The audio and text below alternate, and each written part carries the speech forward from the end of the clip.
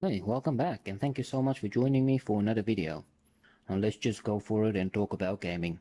For years now, console fans has been calling on Sony and Xbox to make their consoles backwards compatible.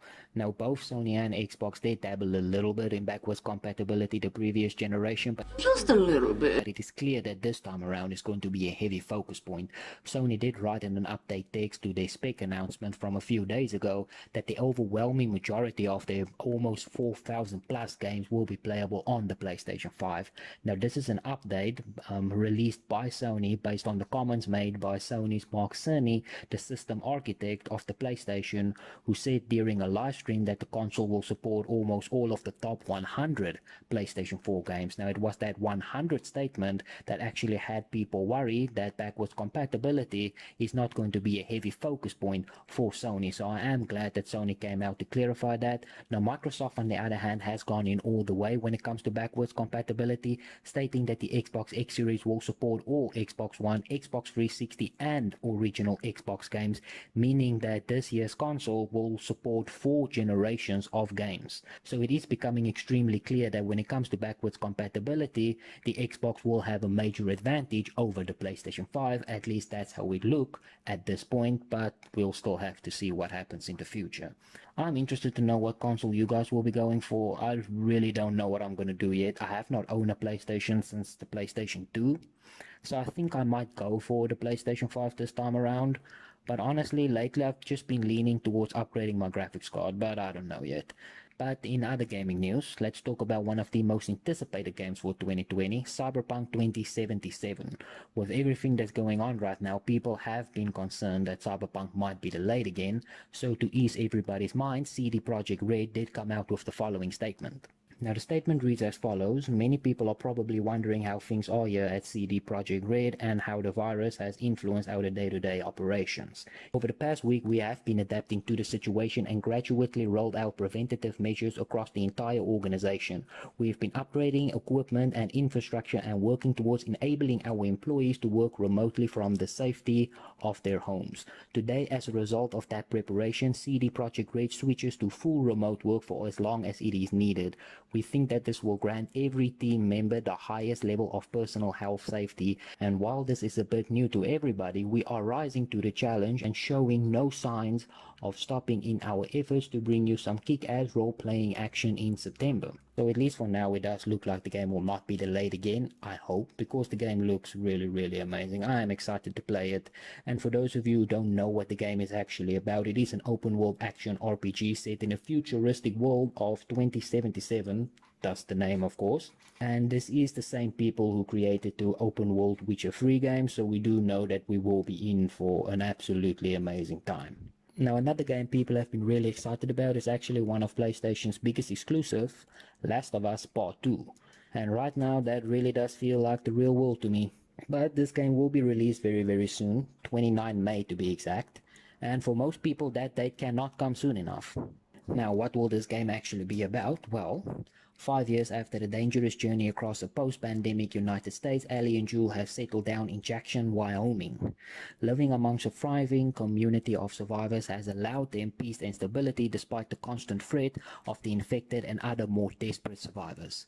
That sounds like every single episode of The Walking Dead.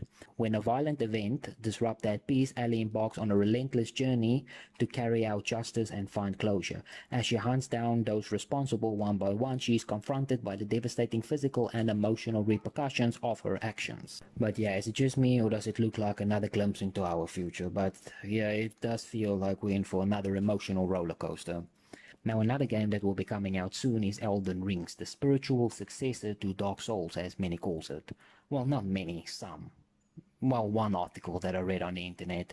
But anyway, what is this game actually going to be about? Well, as per Wikipedia, yeah, I use Wikipedia as a source, don't judge me. Now Elden Rings will be an action role-playing game developed by From Software and published by Bandai Namco Entertainment. The game is a collaborative effort between game director Hideki Miyazaki and fantasy novelist George R. R. Martin. A little tiny wiener, still so pleasing to the eye. And it will be released on Microsoft Windows, PlayStation 4 and the Xbox One. Now let's talk aliens. Now, the Destroy All Human remake will be on its way to the PlayStation 4, Xbox One, and Windows. At this point, is there really a difference between Xbox One and Windows, beside the graphics, of course? I kind of feel like all of the games that was once exclusive to the Xbox is now on the PC as well. Not that I'm complaining, it's great, all hail Master Chief. But it is just interesting at this point. I mean, if you do own a PC, you might as well just get a PlayStation 4 for the PlayStation exclusives, and then any exclusive that comes out on the Xbox will be released on the PC as well, so you might as well just own a PC and a PlayStation 4. But that's just my opinion. And anyway, back to Destroy All Humans. Now, for those of you who do not know, this game was originally released on the PlayStation 2 and Xbox 360. Now, at the time when the game actually came out, it was really popular. And it was popular because it had a great storyline, and it was also very visually appealing. It was just all around a very fun game to play. But let's look at what we do know about the remake. Now, for one, they did release 13 minutes of remastered gameplay, and I would advise everybody to go and check that out. I will try and put the link down in the description. Now, it is important to note that this game will be exactly the same as the 2005 release, but it will have better visuals. Now, this game has gotten a lot of hype around it, and to me, that just once again shows the importance of backwards compatibility when it comes to consoles. There's so many fun old games that people like to play, and they would like to experience those games without the drag of having to pull out their old consoles. But that's enough about that. Now let's talk about the PC. I wanna be PC! DirectX 12 Ultimate. Try saying that 3 times.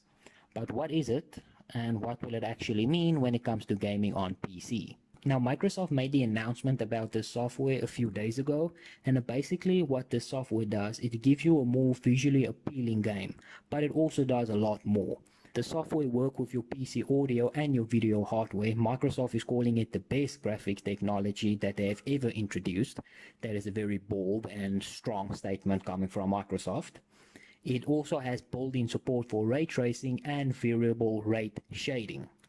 Now, what does that actually do for developers? Well, it means that developers can actually implement more advanced features. Nvidia did release a great video about what this will all be about, what the software will all be about, so I would advise everybody to go and check that out. And again, I will try and leave a link down in the description below. I said try because I'm still new to this and I don't actually know how to put a link down in the description, but I will Google it. Now, Nvidia's RTX series and the 4K AMD card will support this software. Now, it is also important to note that this is the software that will be supporting the Xbox X series at launch. Now, Microsoft has also stated that by buying the software, you will be future-proofing. Of course, future-proofing when it comes to gaming, not in real life. In real life, we're pretty much all screwed. So I hope you wash your hands and you stay inside, because this is going to be the end, people. And on that positive note, this is where I'm going to end it. So thank you so much for joining me. Please let me know what you think in the comment section down below, and I hope to see you again next time.